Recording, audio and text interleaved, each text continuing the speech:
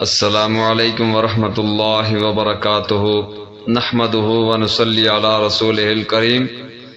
اعوذ باللہ من الشیطان الرجیم بسم اللہ الرحمن الرحیم فلم تجدوا ماء فتیمموا صعیدا طیبا فامسحوا بوجوہکم وایدیکم صدق اللہ العظیم اللہم صلی علی محمد النبی الامی وعلی آلہ وسلم تسلیما رب اشرح لی صدری ویسر لی امری واحلل عقدۃ من لسانی یفقہوا قولی رب زدنی علما رب زدنی عملا۔ انتہائی واجب الاحترام قابل صد اکرام و تکریم حضرات سامعین گرامی، ہمارے اس سلسلہ درس میں چوتھا درس تیمم کے موضوع پر چل رہا ہے، اور اس سے پہلے ہم نے بیان کیا تھا کہ تیمم یہ غسل اور وضو کا بدل ہے۔ جب پانی نہ پایا جائے تو پھر غسل مشکل ہو اور پانی کے ساتھ غسل اور وضو دونوں مشکل ہوں اور طہارت حاصل نہ کی جا سکتی ہو، تو پھر اس کے بعد تیمم لازم ہوگا جب پانی بالکل نہ پایا جائے، یا اسی طرح اگر پانی پایا جائے تو بالکل پانی کا استعمال مشکل ہو، یعنی کہ سخت شدید سردی جس سے بیماری کا امکان ہو یا بیماری بڑھ جانے کا خطرہ ہو، اور پھر اگر پانی ہو تو پھر اتنا کم مقدار میں ہو کہ کھانے پینے کے لیے پانی مشکل ہو جائے گا اور مقدار پوری نہ رہے گی، تو ایسی صورتوں میں بامر مجبوری تیمم ضروری اور لازم ہو جاتا ہے، اور تیمم کے ذریعے سے طہارت حاصل کی جا سکتی ہے۔ یہ اس صورت میں ہے کہ جب پانی بالکل نہ پایا جائے، اور اگر تیمم کیا ہو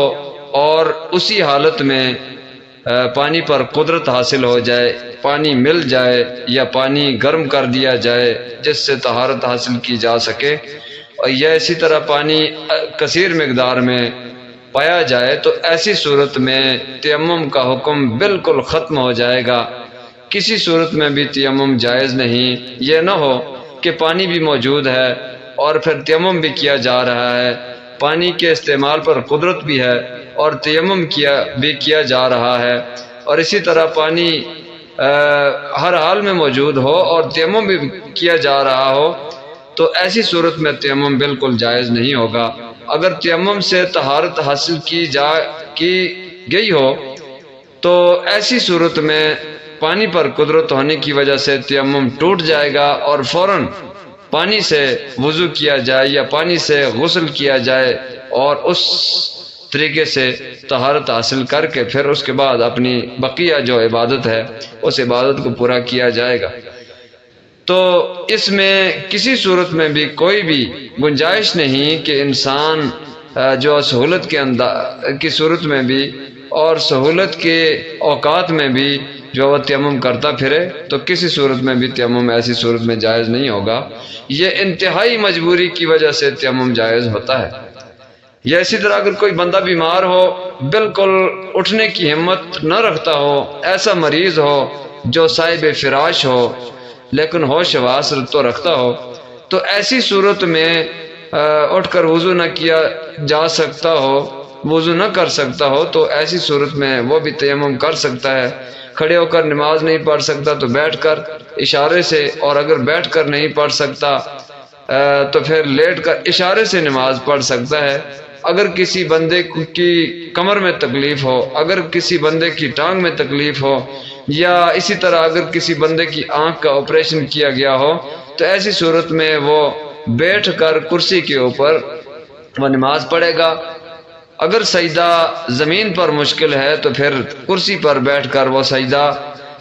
اشارے کے ساتھ کرے گا۔ سامنے میز رکھ کر تکیہ رکھ کر سجدہ کرنا درست نہیں ہے، اس لیے یا تو زمین پر یا بیٹھ کر اشارے سے سجدہ کیا جائے۔ تو مجبوری کی وجہ سے یہ جو احکامات جاری کیے جا سکتے ہیں، اور بغیر مجبوری کے یہ احکامات کسی صورت میں بھی نہیں ہیں۔ تو جو احکامات یا مسائل جو